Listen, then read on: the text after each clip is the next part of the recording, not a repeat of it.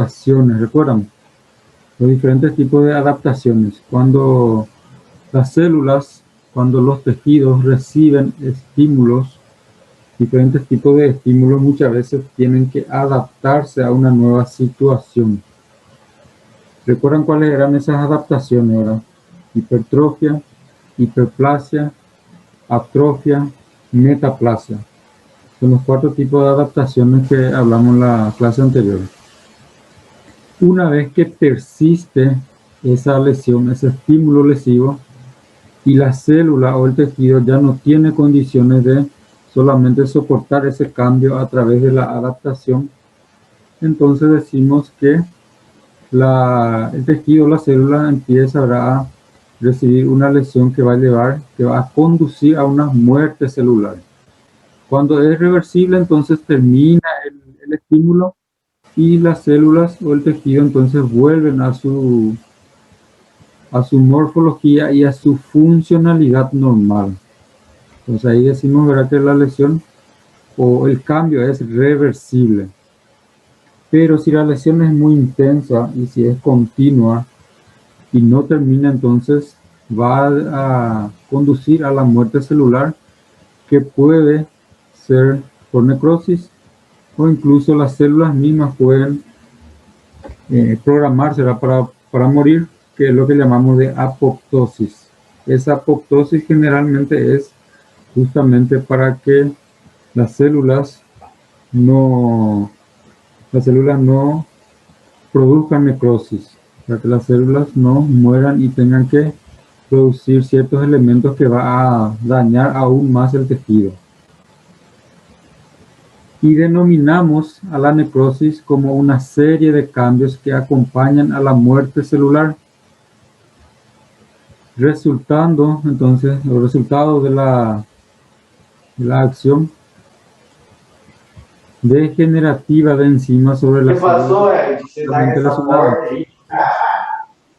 Hola, ¿alguien quiere preguntar algo? Creo que su micrófono está ligado sin querer. Bueno, si pueden poner en silencio y ahí en la hora de preguntar pueden activar. Bueno, como les decía, entonces la necrosis ahora se denomina una serie de cambios que van a acompañar a la muerte celular. Estos cambios justamente van a ser siempre lo que va a conducir a esa célula para que pueda degradarse, para que entre en la muerte celular. Siempre van a ser resultantes de la acción degenerativa de enzimas sobre esas células que están letalmente lesionadas. Esa es entonces la definición de necrosis. En la parte seu teórica, micrófono está ligado. Ó, a gente fala que esse sabão aqui vai derreter tudo, depois vai baixar. con el micrófono ligado, a ver, voy a mirar Rafael, aquí seu para- micrófono Doutor, está eu creio ligado. que você pode mutar aí, ó. Desculpa. Rafael.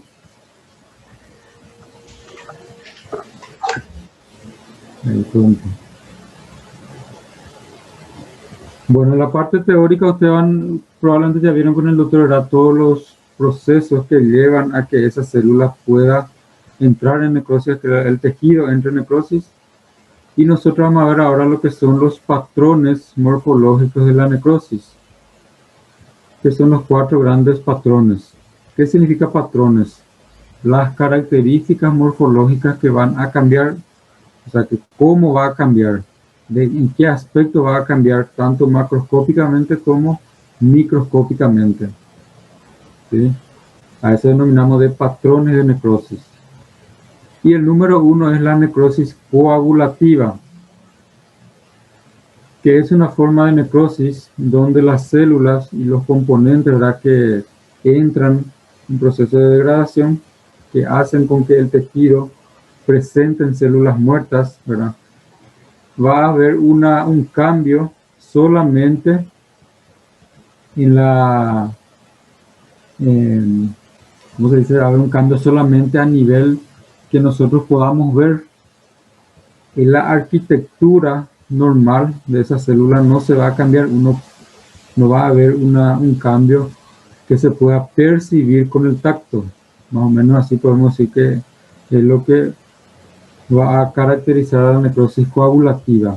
Pero sí, uno observando principalmente a nivel macroscópico sí puede ver que hay un cambio morfológico. Los tejidos afectados entonces adoptan una textura firme, presumiblemente la lesión va a desnaturalizar no solamente las proteínas estructurales, sino también enzimas. Y va a bloquear la proteólisis de las células muertas. Eso va a conducir entonces a que las células presenten características microscópicas bien específicas, que es el aumento de la eosinofilia de las células. O sea que el citoplasma de las células van a ser más acidófilas, que también denominamos de eosinófilas. Persistiendo el cambio, persistiendo la necrosis en ese tejido, entonces va a llegar a un determinado momento que pasa, que deja de ser necrosis coagulativa y va a pasar a formar otro tipo de necrosis. Por eso que generalmente al comienzo solamente vemos la necrosis coagulativa, pero con el pasar de las horas, de los días, va a entonces dar origen a otro tipo de necrosis. Bueno, aquí vemos un ejemplo de necrosis por coagulación. A la izquierda, a ver si consiguen identificar qué tejido es. Cardíaco. Es un músculo cardíaco. A la izquierda podemos ver el músculo cardíaco normal, las características de las células que presentan en forma bifurcada, en forma de pantalón, como se suele decir así también, ¿no? Núcleo centralizado, los discos intercalares aquí. Entre ellas tenemos también tejido conectivo, no vemos solamente tejido muscular cardíaco exclusivamente aquí en esta imagen, porque también podemos ver células del tejido conectivo, ¿verdad? Que también se ven ahí, vasos sanguíneos. Comparando con la imagen de la derecha, ¿cuál es el cambio morfológico más llamativo aquí a nivel microscópico? ¿Qué es lo primero que nos llama la atención aquí? Número de células. Hay un aumento de tejido conectivo. Ya hay daño en las células cardíacas. En el músculo cardíaco da para ver células que están en proceso de degradación. No. Aparentemente al comienzo no, pero el tejido conectivo, ¿qué es lo que presenta? Aquí en la matriz extracelular. Un aumento de células polimorfos nucleares, ¿verdad? Los neutrófilos. Empiezan a acumularse aquí, ¿verdad? Que es lo que caracteriza una necrosis coagulativa a nivel microscópico. A nivel macroscópico, cuando hay, por ejemplo, falta de oxigenación de un tejido, de un órgano, conduce a la muerte de esta porción del tejido donde no llega el oxígeno. Entonces el metabolismo aquí, ¿verdad?, va a hacer con que el tejido entre en necrosis por falta de oxigenación, ¿verdad? Eso se refiere a infarto. Pero el cambio que nosotros conseguimos detectar aquí es solamente un cambio que uno puede ver. Si uno palpa la textura en esta porción aquí, que todavía es normal en el riñón, es aparentemente igual la textura que vemos aquí. No hay una sobreelevación ni tampoco hay una ulceración en esta región donde el tejido está muerto, el tejido está en necrosis. Entonces, eso es la característica de la necrosis por coagulación a nivel macroscópico. Vemos que hay un cambio, pero ese cambio es sutil, no llega todavía a ser un cambio muy perceptible, principalmente si uno va a palpar. Aquí otra vez podemos ver un aumento pequeñamente, pero en un corte preparado histológico, donde vemos la necrosis por coagulación en el riñón. Comparamos este lado izquierdo, riñón normal, con este lado, esta imagen del lado derecho, donde en esta región, ¿qué característica? ¿Cuál es el cambio más llamativo aquí? ¿Qué es lo que nos... ¿Cómo podemos describir el cambio que ocurre aquí? ¿Cómo? Eosinofilia. Hay una imagen más pálida, ¿verdad? Aquí está más teñida y aquí hay una eosinofilia, una imagen más clara, porque las células adquieren en su citoplasma una característica más eosinófila. Entonces deja una imagen un poco más clara comparando con el resto del tejido que no ha sufrido esa necrosis. Bueno, luego tenemos el número 2, que es la necrosis liquefactiva, o también podemos decir liquefactiva, donde se observa en las infecciones bacterianas principalmente, ¿verdad? O puede ser también fúngicas, donde los microorganismos van a estimular el acúmulo de células inflamatorias. Además de neutrófilos, también otras células inflamatorias van a acumularse ahí. Las enzimas de los leucocitos van a digerir, van a licuar el tejido, y además de presentar un cambio a nivel visual, o sea que solamente observando, también al palpar se puede sentir ese cambio. Puede presentar una sobreelevación en la región de la necrosis comparando con el resto del tejido. La liquefacción entonces digiere completamente a las células muertas, que da lugar a una transformación de tejido en una masa líquida viscosa. Va a perder entonces su textura ese tejido y va a pasar entonces a presentar un aspecto más friable. Como vemos aquí a nivel macroscópico, todas estas regiones donde ocurre la necrosis liquefactiva de un pulmón, esta región aquí, toda esta región aquí también, y otra región donde ocurre la necrosis, ¿verdad? Donde al observar uno ya puede percibir que se puede palpar esto, ¿verdad? Hay una sobreelevación de esa región de necrosis. Y toda esta región aquí normal del tejido, entonces, tanto la coloración como la textura es diferente.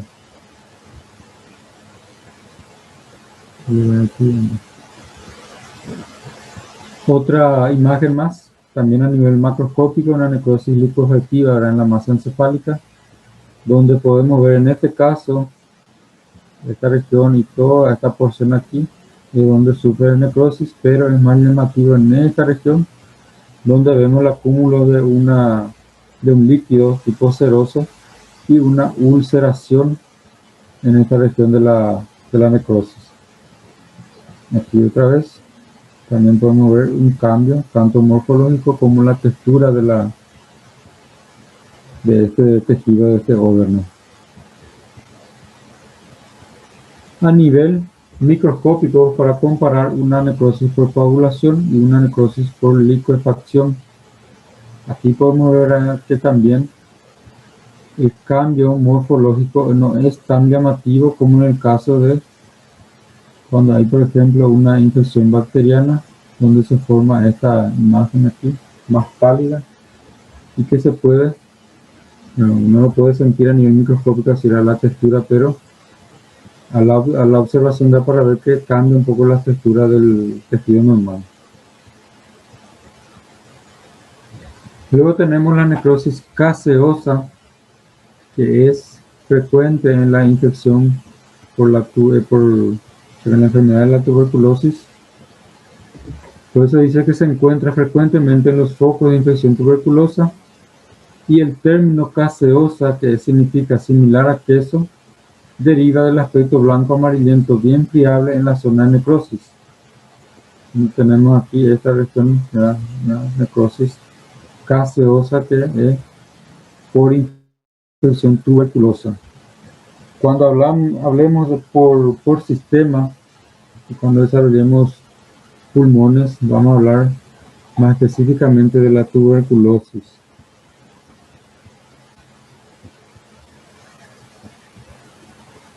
Otro tipo de patrón de necrosis es la necrosis grasa, que hace referencia a áreas focales de destrucción grasa.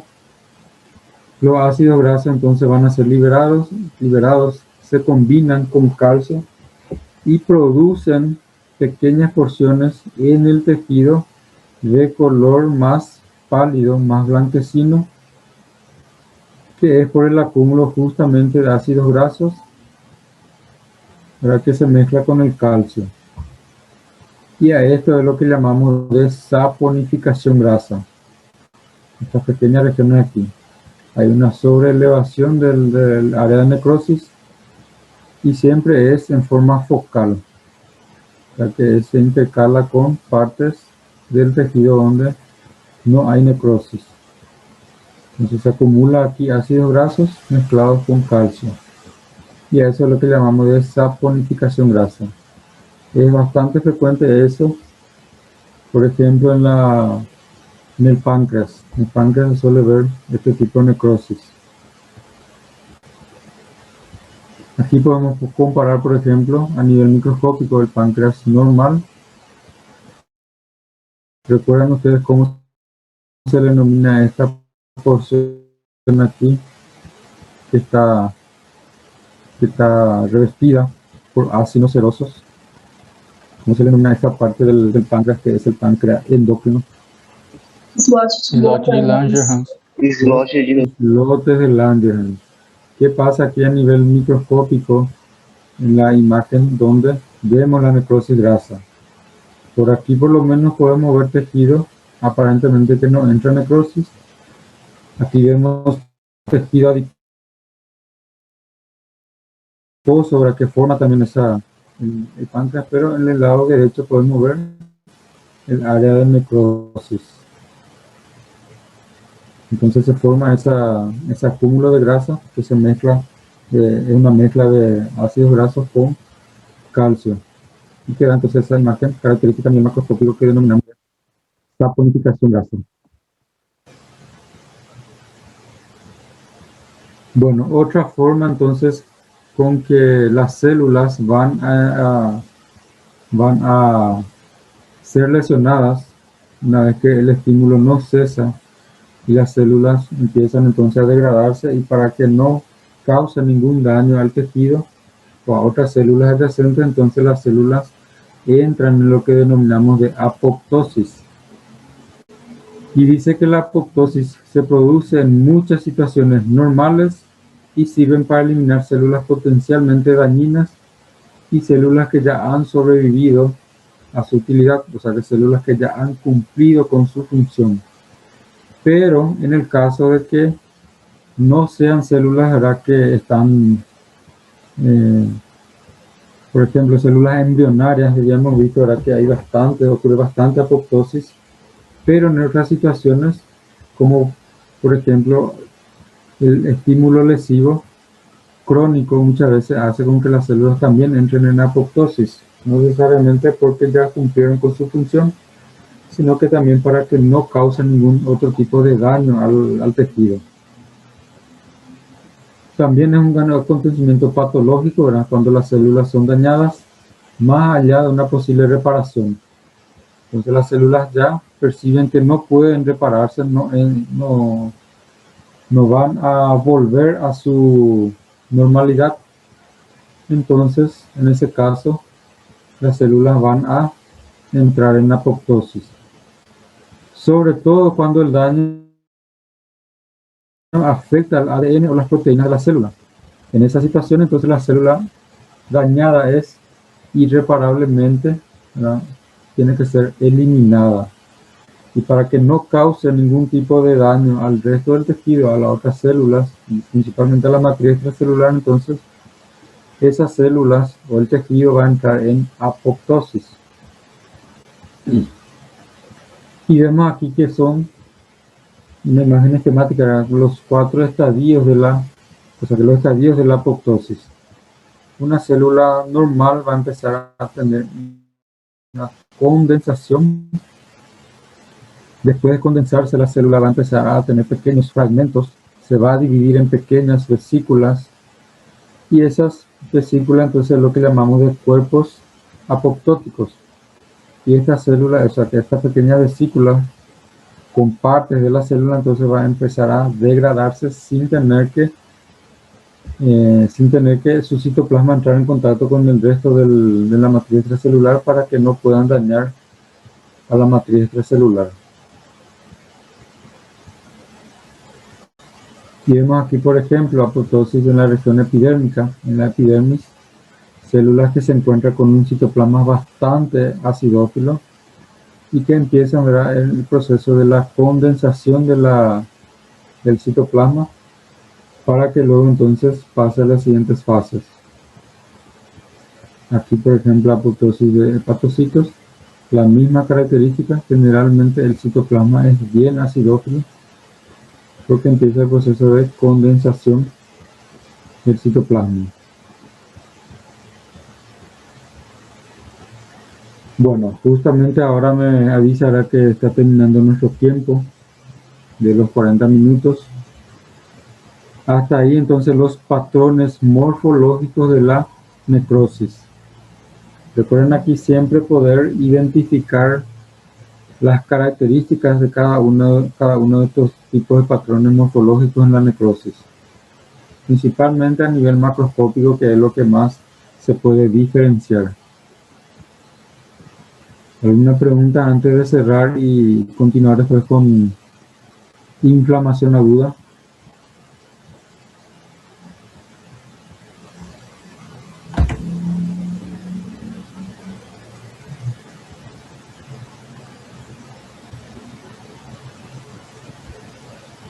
Bueno, entonces voy a terminar esta reunión y empezamos otra para hablar sobre el siguiente tema, que es la inflamación aguda.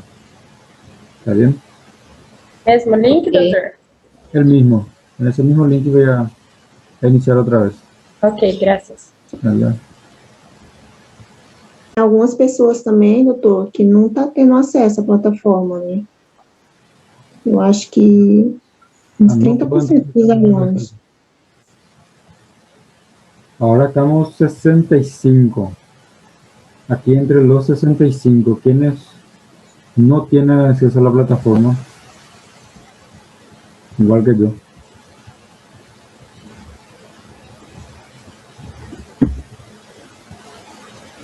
Por lo menos los que están aquí, creo entonces que todos tienen acceso, van a poder hacer la entrega. Yo quisiera hacer con ustedes por lo menos 4 entregas, 5 puntos cada. Si no nos da el tiempo, vamos a hacer probablemente 2 entregas de 5 puntos, 1 de 10, pero siempre la entrega tiene que sumar 20 puntos. Entonces yo ya quiero iniciar la semana que viene. Voy a tratar otra vez de contactar con ella y preguntarle si hay forma de que me agregue para que yo pueda elaborar las preguntas ahí, porque si no, no sé cómo vamos a poder hacer en esas entregas. ¿Quieren hacer en forma presencial? Marcamos bien la facultad y hacen ahí la entrega. En forma oral, de forma individual. No van a hacer. El tercer año no tenemos clases presenciales. La mayoría de las personas están en sus casas, no están en Ponta Porão, Pedro Banco. Ah, ya. Ninguna clase presencial no tiene este año. Ni una práctica. Nada. Entonces me vale para marcar esa forma. Solo por videoconferencia de forma individual. Una pregunta para cada alumno que está conectado, ¿verdad? Entonces, pero va a ser un poco complicado también porque todos van a participar, va a llevarnos horas. Va a ser más difícil también. Pero voy a tratar de... Na plataforma mesmo, professor. Igual ano passado. Sí, voy a tratar de hacer eso porque para eso necesito ahora tener acceso. Profe, yo creo que... Yo ya había entrado y no estaba todavía pero yo no podía todavía entrar en lo que es anatomía patológica de este año, solamente del año pasado que yo tengo eso. Doutor, tá cortando, eu não estou conseguindo entender o que o senhor disse. Yo dije que para que yo haga la entrega en la plataforma, yo necesito tener acceso a la plataforma. Yo tengo que poder entrar ahí, pero todavía no me pusieron. Probablemente, o sea que hasta ahora solamente el doctor César está como docente, ¿verdad? Sí. Hoy no revisé, ver si yo había revisado, todavía no estaba. Doutor, Sim. eu vou lá na faculdade hoje à tarde, depois da sua aula. Se você quiser, eu peço para a Luz te responder. Hacer el favor, si puedes. Tá? Posso fazer sim, aí eu falo para ela. De repente si ya tiene otro número, ¿verdad? Que ese número que yo envié, por lo menos no me respondió, si ella está usando otro. Fez rematrícula, professor. Eu falo com ela. Tem muitas pessoas fazendo rematrícula e ela tá bem ocupada lá, por isso que ela não tá respondendo. Tá bem difícil falar com ela por celular. Puede ser. Cualquier cosa también, si gran parte de los del tercer año todavía no entran en la plataforma, yo creo que un 30% por lo menos no consigue entrar, van a perder esta primera entrega, ¿verdad? Ahí vamos a dejar para más adelante, pero aí van a tener que hacer menos número de entregas com mais puntaje cada. Para quem está aqui em Ponta, ela na hora ela consegue fazer para entrar na plataforma. Aí pelo WhatsApp ela demora um monte para colocar a gente na plataforma. Hay que ir allá entonces. Sim, tem que ir lá falar com ela. Había email ya para pedirle. Bueno, ¿están viendo ahí la segunda parte de nuestra clase de hoy? Sim. Sim. Bueno, Professor, sim. os slides do senhor, o senhor está colocando em qual plataforma? Y todavía no estoy colocando ninguna plataforma justamente por eso. Porque cuando yo tenga acceso a la plataforma, ahí yo voy a colocar de la clase anterior, de la clase de hoy y de todas las clases que... Compreendo. Hoje eu falo com ela para você, doutor. Gracias. Yo ya cargo ahí la grabación de las clases en PowerPoint, voy a hacer ahí las preguntas de la entrega, ¿verdad? Entonces, pero necesito entrar necesito tener acceso también para poder hacer. Doutor, enquanto o senhor não entra, não tem como o senhor mandar pro líder da sala para passar para a gente? Voy a mandar las dos clases para... hicimos un grupo con los dos líderes. Estoy yo más Renato y Samuel. Ahí entonces voy a mandarla a ellos. Desde que yo no me olvide, entonces voy a pedirle a ellos que cuando termine la clase me hagan recordar, porque yo digo así, después la hora me olvido. Entonces me hagan recordar y les paso las dos clases ahí. ¿Está bien? Bueno, siguiente tema entonces es inflamación aguda. Inflamación. La inflamación, ustedes, si es que ya no vieron en el segundo año, están empezando a ver ahora, van a ver en anatomía patológica, van a ver en fisiopatología, van a ver en clínica médica, clínica quirúrgica, en pediatría. Inflamación es un tema bastante extenso porque, y también se desarrollará, en anatomía patológica desarrollamos como una introducción porque es un tema que vamos a encontrar en prácticamente todos los aparatos y sistemas, entonces por eso no se desarrolla por separado, porque es anatomía patológica general, como habíamos dicho anteriormente. Y la inflamación, tenemos que tener un buen manejo, porque generalmente como médico, le puedo decir por experiencia, como médico, un clínico general independiente de cuál sea la especialidad, o si no hacen especialidad solamente van a ejercer como clínico general, siempre van a enfrentar un proceso inflamatorio, y saber manejar ese proceso inflamatorio justamente es lo fundamental. Entonces yo creo que en anatomía patológica, si no es el tema principal, uno de los principales por lo menos, que nosotros siempre queremos que ustedes comprendan bien. Siempre cuando hablamos de competencias básicas, yo creo que inflamación, principalmente inflamación aguda, es una de las competencias que hay que tener para poder aprobar. Y definimos a la inflamación como una respuesta protectora del organismo, donde la intención de ese proceso inflamatorio es eliminar la causa que ha desarrollado ese proceso inflamatorio. Por eso dice la causa inicial que va a llevar a la lesión celular. Y así también como todas las células y todo el proceso inflamatorio, ¿verdad?, que se ha desarrollado, tiene que ser entonces eliminado posteriormente, después que se elimine la causa inicial. Entonces, en esta definición tenemos que entender bien que la inflamación es una respuesta protectora del organismo frente a un agente lesivo. Ese agente lesivo, una vez que sea eliminada, todo lo que se ha producido durante el proceso inflamatorio, también posteriormente a eso tiene que ser eliminado. Y eso es lo que generalmente hablamos de reparación del tejido. Es un proceso de reparación después del proceso inflamatorio. Los principales componentes de la inflamación son una reacción vascular y una respuesta celular. En la respuesta celular podemos destacar, por ejemplo, las células que van a actuar directamente en el proceso inflamatorio. Entre las células que van a actuar podemos destacar otra vez ahí los leucocitos. Recuerden ustedes que son los leucocitos, ¿verdad? Los glóbulos blancos. Y entre los glóbulos blancos diría yo que otra vez lo que más frecuentemente vamos a tener como una célula que aumenta y que actúa directamente en el proceso inflamatorio son los neutrófilos, o si prefieren ustedes, las células denominadas de polimorfos nucleares.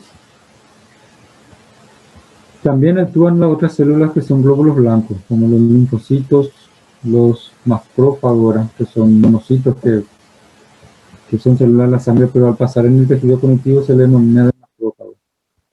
Pero como sabemos, entre los glóbulos blancos, ¿recuerdan ustedes cuál es la célula que está en mayor cantidad, en mayor porcentaje?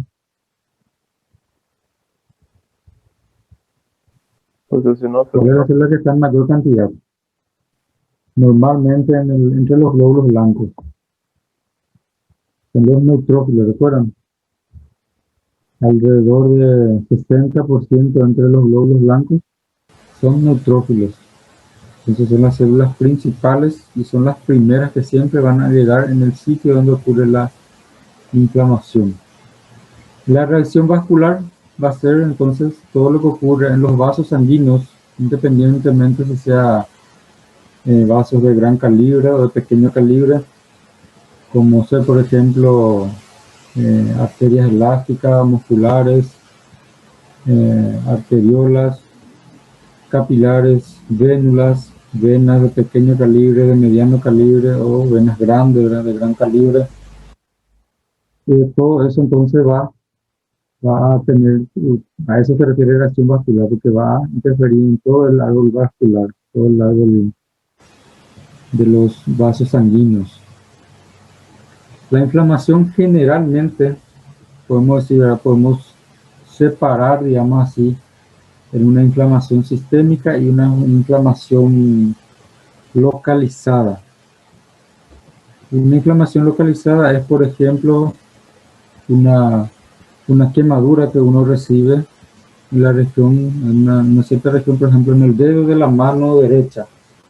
Ocurre ahí una quemadura, entonces va a empezar un proceso inflamatorio local. Pero generalmente en otras situaciones, en otras patologías, podemos decir así, que hay veces que la inflamación empieza de forma sistémica y después se localiza en la región donde ha empezado el daño. Entonces hay una manifestación sistémica pero que posteriormente va a localizarse. Otra forma entonces de clasificar o de separar el proceso inflamatorio también es inflamación aguda, inflamación crónica, que es lo que nosotros vamos a ver ahora. La inflamación aguda vamos a ver en esta clase y en las próximas clases, después de que vean en la teoría, vamos a ver lo que es la inflamación crónica. Bueno, reacción vascular, respuesta celular. Ambas se activan por mediadores que derivan de las proteínas plasmáticas y también las diversas células que están especializadas para poder identificar que hay un proceso inflamatorio, que se ha iniciado un proceso inflamatorio, que va a ser lo que van a dar una respuesta a ese proceso inflamatorio. Aquí podemos ver, por ejemplo, una imagen esquemática de una región capilar, la normal, y cuando hay inflamación. ¿Cuál es la reacción vascular entonces? Primeramente que hay una vasodilatación, que el calibre normal, ¿verdad?, de un vaso sanguíneo, va a aumentar ese calibre y eso llamamos de vasodilatación.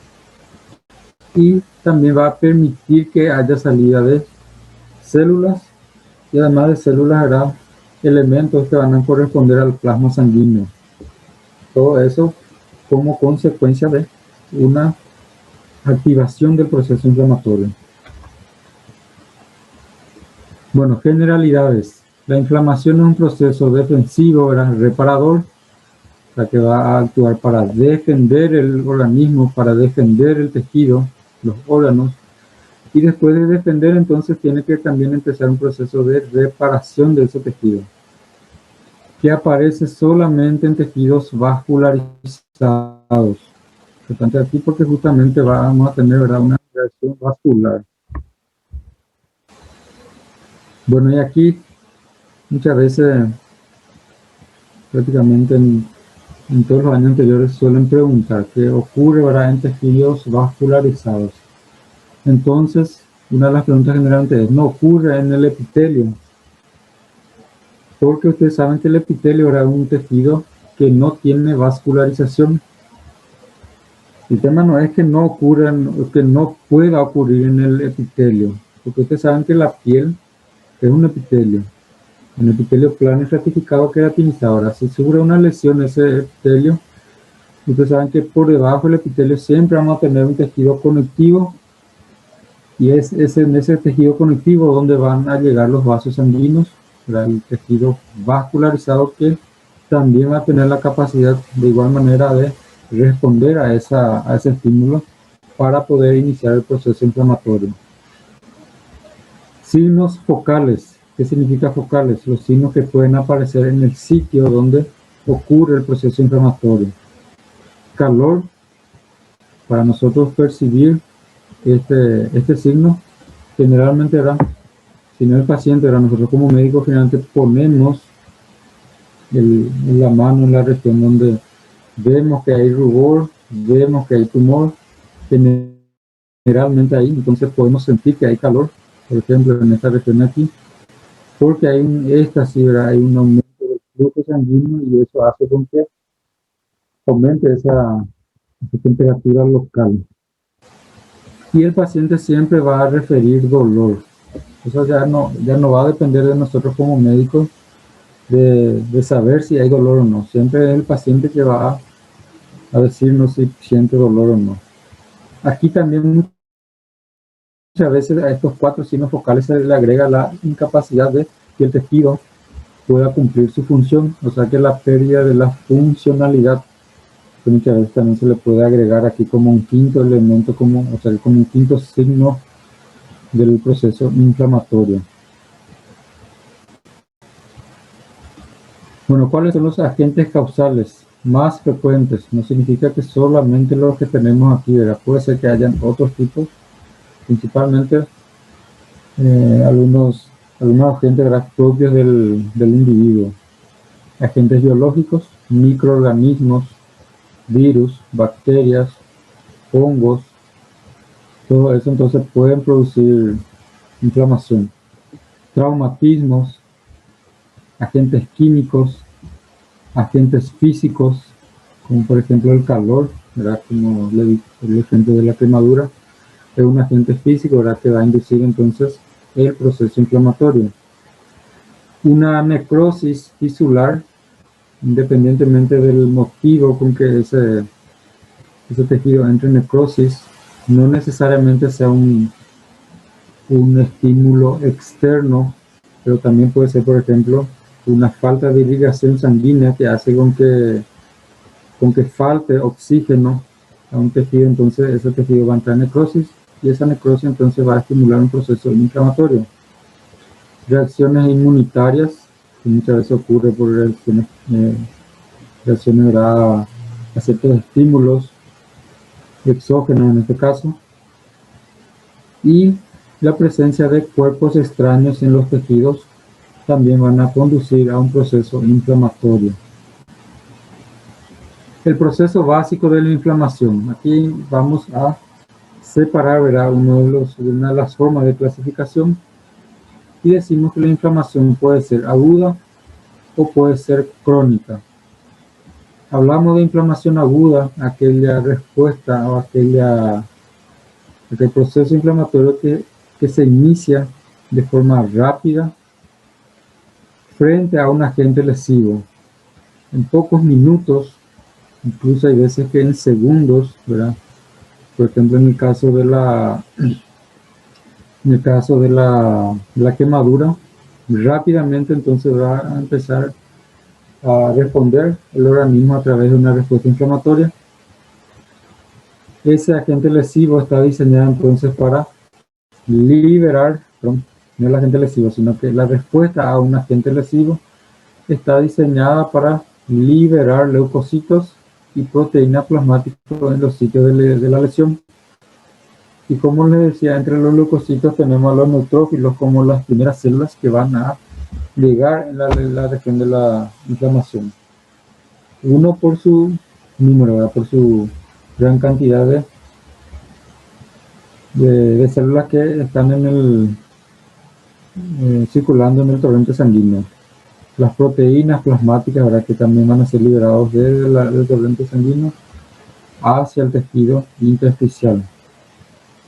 En la inflamación crónica, que pueden durar semanas, meses o incluso años, dependiendo de la causa, ¿verdad? Pero generalmente es una lesión o una respuesta posterior a la inflamación aguda. Aparece después de una inflamación aguda. Si la inflamación aguda no consigue eliminar el agente causal, entonces va a pasar de ser aguda, la inflamación va a ser denominada de inflamación crónica. Por eso dice que es de duración prolongada, donde la inflamación es más activa, la lesión tisular y la cicatrización muchas veces ocurren al mismo tiempo. La inflamación es bien activa, continúa el estímulo en una parte, por ejemplo, de un tejido. En otras regiones ocurre cicatrización en el mismo tejido y otra parte del tejido ocurre una lesión tisular. Entonces puede haber estos tres tipos de procesos en un mismo tejido o un mismo órgano, todas respondiendo a la inflamación crónica.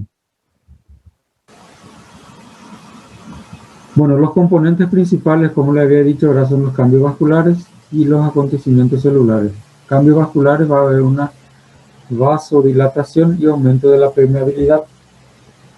¿Qué significa aumento de la permeabilidad? Que permita el paso de proteínas, y no solamente proteínas, sino que también las células. Permite la migración de leucocitos, principalmente los neutrófilos. Comparando aquí, este es la región de los capilares sanguíneos. Aquí tenemos las arteriolas normal, vénula, ¿verdad? Entonces hay una vasodilatación, aumento del calibre de ese vaso, tanto a nivel de la arteriola y también de las vénulas. Entonces va a haber un aumento de flujo sanguíneo aquí, que generalmente eso es lo que va a producir calor en la región de la inflamación, calor local. Aquí a modo de ejemplo tenemos una imagen esquemática que es un libro que muestra la presencia de un agente externo, de un cuerpo extraño que es la astilla. Ella es un pedacito de madera que generalmente uno cuando manipula madera, ¿verdad? Muchas veces justamente esto entra fácilmente en la piel y generalmente va a producir un proceso inflamatorio. No sé cómo le dicen en portugués.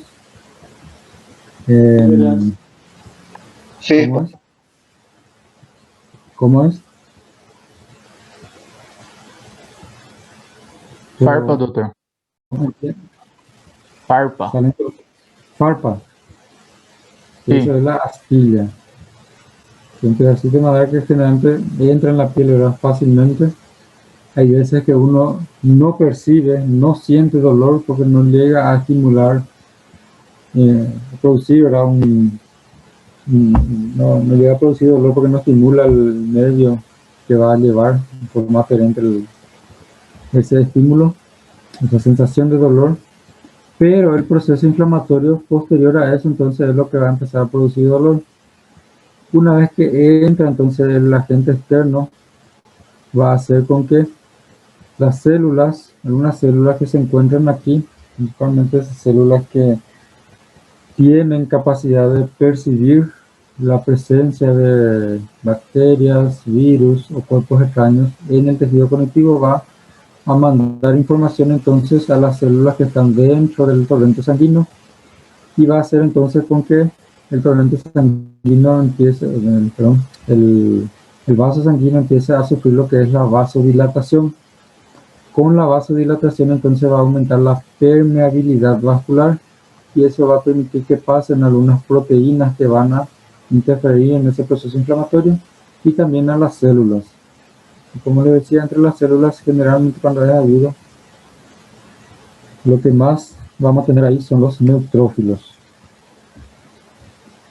Aquí vemos un vaso sanguíneo normal, un calibre normal de un vaso sanguíneo.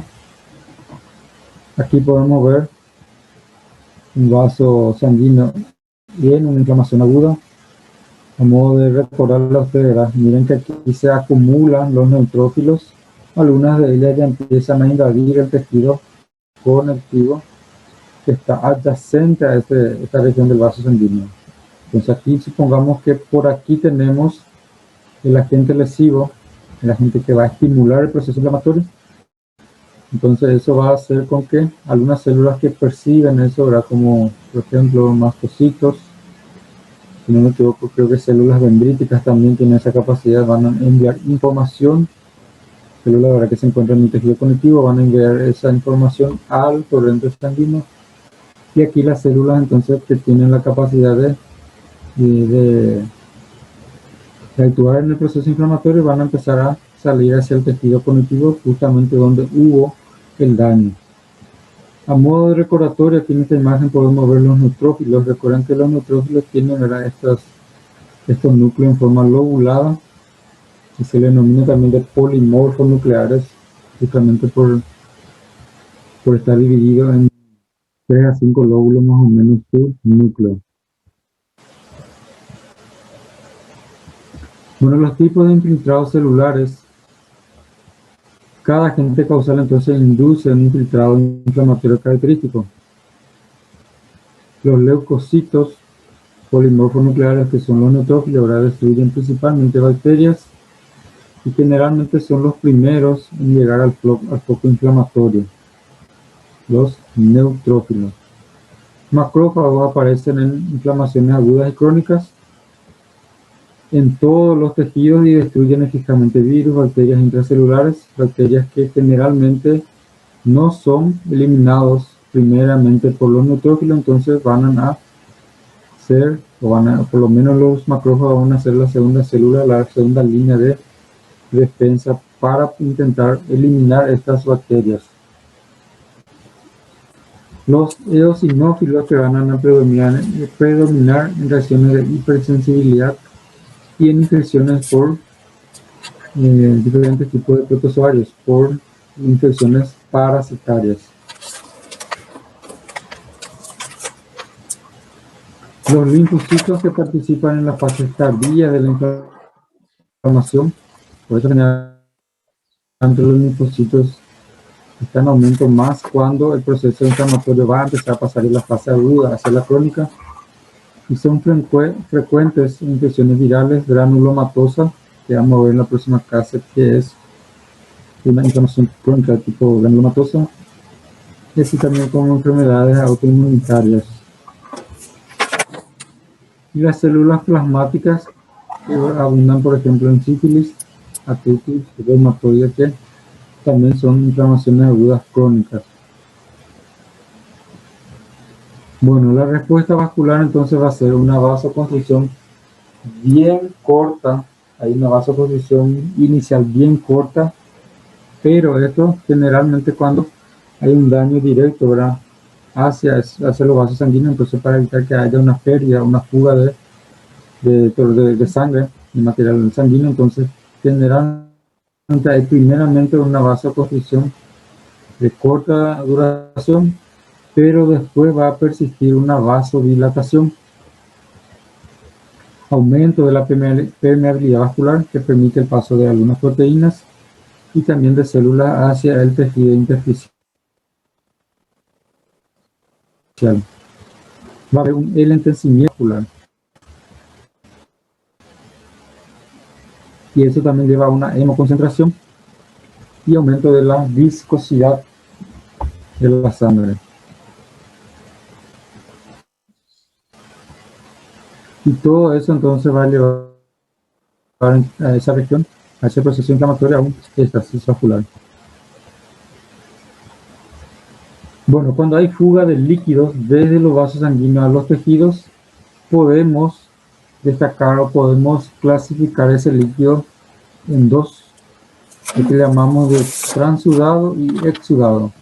El transudado es un líquido pobre en proteínas, tiene pocas proteínas y es un líquido mucho más de tipo seroso.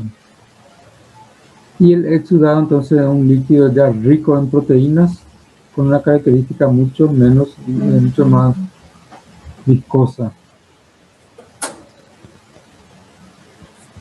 Y aquí tenemos los patrones morfológicos en la inflamación aguda.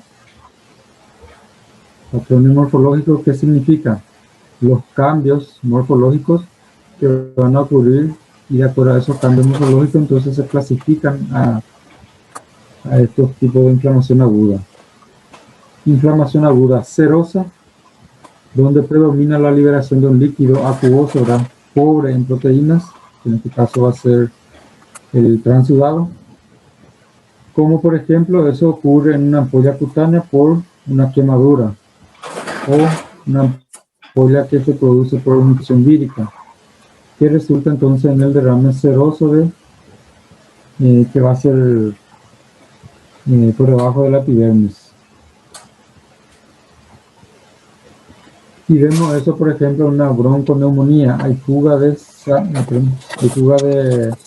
líquido en el espacio alveolar, pero es un líquido pobre en proteínas, entonces se denomina de transudado.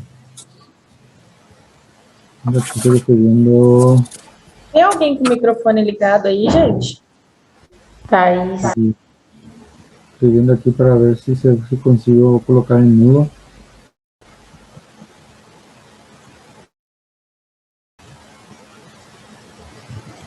Bueno, entonces el espacio alveolar normalmente tenemos aire, ¿no? Se tiene que llenar solamente de aire. Pero cuando hay una bronconeumonía, que es una infección por bacteria, entonces hay un proceso inflamatorio que permite la fuga desde los capilares sanguíneos hacia el espacio alveolar, y ese líquido es de tipo transudado. Y por eso se le denomina de inflamación aguda serosa.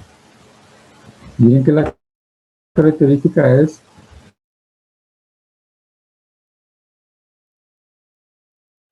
de un líquido que se tiñe, entonces la característica entonces acidófila. Aquí otra vez una bronconeumonía. Miren aquí los neutrófilos que también van a salir del torrente sanguíneo y van a llenar esta región donde tenemos el transudado, y ahí vamos a tener también vamos a tener la bacteria, entonces los neutrófilos pasan hacia ese tejido conectivo para poder eliminar la causa. Bueno, la inflamación aguda serosa a nivel macroscópico, podemos ver aquí algunas ampollas que se forman, ¿verdad?, por la inflamación aguda, y esto se llena de un líquido seroso.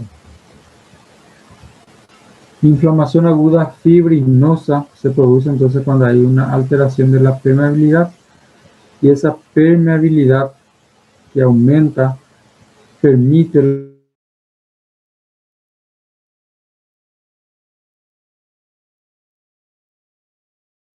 grandes masas amorfas muy eosinófilas y bien organizadas. Entonces, cuando hay presencia de proteínas, decimos que la inflamación aguda que se forma es de tipo fibrinosa. La imagen a nivel macroscópico generalmente se le denomina de imagen como pan con mantequilla en español, ¿verdad? Como vemos, por ejemplo, en la pericarditis fibrinosa, que son estas regiones aquí, ya que se forman por el proceso inflamatorio en la pericarditis. Como vemos aquí también, a esto se le denomina de una imagen en pan con mantequilla. A nivel microscópico, podemos aquí ver el pericardio normal. Aquí tenemos el mesotelio, que va a separar la luz del tejido conectivo, y en la pericarditis se acumula estas proteínas aquí en un corte, estas proteínas que son las fibrinas. Entonces es lo que vemos, estas sobreelevaciones aquí que son el proceso inflamatorio. Hacemos un corte y podemos ver esta proteína aquí en la región de la luz del pericardio. Hay un aumento de neutrófilos, también algunos macrófagos, en este caso la pericarditis fibrinosa. Justamente se le denomina de fibrinosa por el aumento de fibrina, por la fuga de fibrina hacia el espacio intersticial, se acumula y forma la característica fibrinosa de esta patología. En la inflamación aguda supurativa o purulenta, voy a cortar otra vez aquí, ¿sí?, porque se nos está terminando, quedan menos de 1 minuto ya de tiempo. Voy a iniciar otra reunión y ahí continuamos hasta terminar. ¿Está bien? Dale, profe. La inflamación aguda supurativa o purulenta. En este caso, la inflamación, ¿verdad?, ocurre por infecciones bacterianas. Bueno, bien, me van a decir, ¿verdad?, por ejemplo, en la bronconeumonía vimos que hay una inflamación aguda serosa, ¿verdad?, pero que también es por una cuestión infecciosa. Pero en este caso, en la inflamación aguda supurativa es cuando pasa de esa infección inicial y se prolonga ese proceso inflamatorio, y entonces ahí va a formar lo que llamamos de inflamación supurativa. O sea que ahí ya va a llegar a formar lo que llamamos de pus. Por eso dice que desencadena una respuesta inflamatoria con un gran infiltrado neutrofílico. O sea que hay un gran cantidad de neutrófilos que van a formar un infiltrado. ¿Qué significa infiltrado? Un acúmulo de una sustancia en determinado lugar, ¿verdad?, en determinada parte del tejido, con una extensa necrosis, y ese acúmulo de infiltrado inflamatorio juntamente con necrosis, entonces es lo que va a formar lo que llamamos de pus, y por eso se le denomina de inflamación aguda supurativa o también de purulenta. A nivel microscópico podemos ver aquí en la neumonía lobar, un pulmón normal, ¿verdad?, comparando con una neumonía lobar, la cantidad de neutrófilos aquí que forman prácticamente un infiltrado. se acumulan, se concentran estos neutrófilos, ¿verdad? Para poder eliminar el agente causal. Y aquí en la región de la pared, en la pared del tejido pulmonar, en la pared alveolar podemos ver, ¿verdad?, el aumento de tamaño de algunas células que son denominados de piócitos. ¿Qué son los piocitos o piócitos? Son los macrófagos que están cargados, ¿verdad?, del agente causal de las bacterias y van a formar esta imagen aquí bien acidófila. Otro patrón morfológico en la inflamación aguda es la inflamación ulcerosa o ulcerada, que se produce cuando una superficie, generalmente epitelial, ¿verdad?, resulta erosionada por algún tipo de trauma, un tóxico, o cuando hay un compromiso vascular. Como ejemplo tenemos ahí la úlcera péptica, que ocurre a nivel del estómago o a nivel del duodeno. Y vemos aquí en una imagen que se captura por una endoscopía. Hay una ulceración bastante extensa, hay una excavación prácticamente de toda esta superficie mucosa y alrededor podemos ver el proceso inflamatorio. Aquí alrededor de ella, entonces hay una intensa inflamación que le llamamos de inflamación ulcerada. En la piel también podemos ver eso. Un ratito que hay unos compañeros que están pidiendo para entrar. Entonces en la piel vemos una úlcera, ¿verdad?, que hay una excavación prácticamente de toda la región de la epidermis y llega hasta la dermis, y eso también va a desencadenar un proceso inflamatorio, y ese proceso inflamatorio entonces es lo llamado de inflamación ulcerada. Siempre aquí hablando de una inflamación aguda.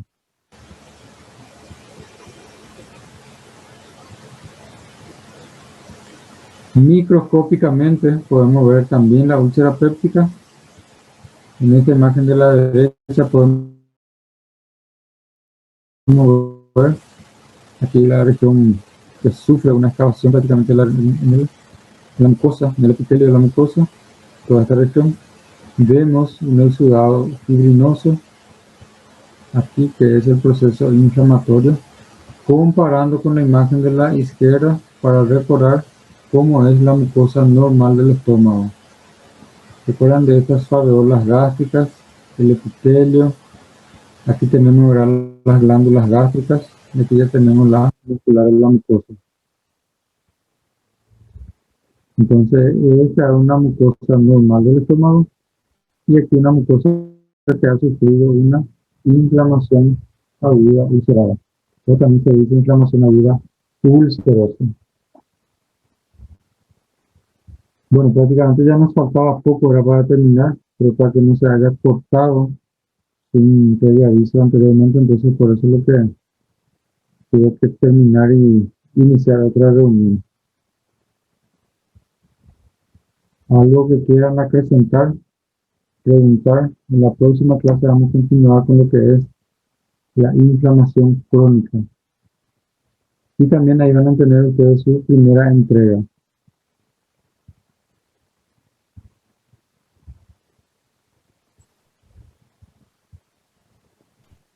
Doutor, Sí, já encerrou a classe então, né? Que eu vou lá na faculdade agora. sí, ya podemos terminar aquí si no tienen ninguna pregunta para hacer, Ok. podemos terminar. Ok, graças. Aí eu falo com a Luz a respeito do senhor, Dale, tá? dale. Hazte el favor para que me pueda agregar en la plataforma y yo le preparo a usted la entrega, para que Sí, no se acumule más adelante, ¿ok? Ok, graças, doutor. Tchau, tchau. Dale, dale. Entonces, Doctor. hasta la próxima clase. ¿Sí? La inflamación ulcerada siempre la acompaña una necrosis. Generalmente se acompaña de necrosis, pero inicia sin la necrosis. Se inicia como una inflamación aguda, ¿verdad? Todavía no presenta células muertas, pero conforme va a ir progresando, sí va a empezar a presentar células muertas, e incluso esta inflamación ulcerada más adelante va a dar origen a una inflamación crónica. Es aguda ulcerada, pero que posteriormente puede dar origen a una inflamación crónica, justamente por la extensa necrosis que se produce. Y la necrosis es lo que marca la inflamación ulcerada. Pero inicialmente no presenta, más adelante se va a ir formando esa necrosis. Otra pregunta, sugerencias. Estas imágenes que yo les estoy mostrando son lo que le voy a pedir a ustedes en la entrega. Descripción morfológica a nivel macroscópico, microscópico. Como les dije, no va a dar para que ustedes describan una imagen completamente, por eso no les voy a pedir a ustedes que hagan en forma de descripción, sino que yo voy a describir la imagen y muchas veces en esas descripciones puedo pedir a ustedes si se trata de una descripción verdadera, falsa, muchas veces si corresponde a la descripción, o sea que si la descripción corresponde a la imagen que le voy a poner, ¿verdad? O si la descripción tiene fundamento, y si no tiene fundamento, entonces podemos decir que es falsa, ¿verdad? En la plataforma no hay forma de justificar las respuestas falsas, entonces en esos casos ustedes solamente marcan si es verdadero o falso, no hay cómo justificar. Doutor, no caso, se a entrega vai ser só inflamação ou vai ser também sobre adaptação? Sí, va a ser adaptación, necrosis y inflamación aguda. Inflamación crónica no va a entrar porque todavía no vimos. ¿Sí? Sí. Vimos la primera clase de adaptaciones, hoy vimos necrosis, apoptosis, era nada más para entender el término y cómo ocurre. Entonces necrosis, inflamación aguda. ¿O prefieren ustedes dejar inflamación aguda juntamente con la crónica ya para otra entrega? Podemos dejar también, entonces hacen solamente adaptación y necrosis. ¿Puede ser? Puede ser. Puede ser, doctor. La próxima, entonces, la segunda entrega van a ser inflamación aguda y crónica ya juntos. Vale. Bueno, entonces, la semana que viene voy a programar para cuando termine nuestra clase. Va a empezar más o menos entonces a las 15:30 voy a dejar ¿cómo se dice? El cuestionario, ¿sí? En la plataforma. Las 15:30 o las 15, ahora sí terminamos antes. Yo creo que para que le dé tiempo a ustedes de prepararse, tomar un poco de agua, distraerse un poco después de la clase que le va a dar bastante sueño, ¿verdad? Después del almuerzo del doctor Milciades. Ahí entonces van a recuperar un poquito, una media hora, y a las 15:30 voy a dejar programado durante 1 hora. Porque van a ser solamente 5 preguntas. El tiempo disponible para responder a las preguntas va a ser de 10 minutos. Entonces, en 1 hora yo creo que ya todos van a conseguir responder. ¿Ok? Ok. Bueno, entonces hasta la próxima clase. Chau, chau. Gracias por hoy. Gracias, doutor. Buenas tardes. Tchau, tchau.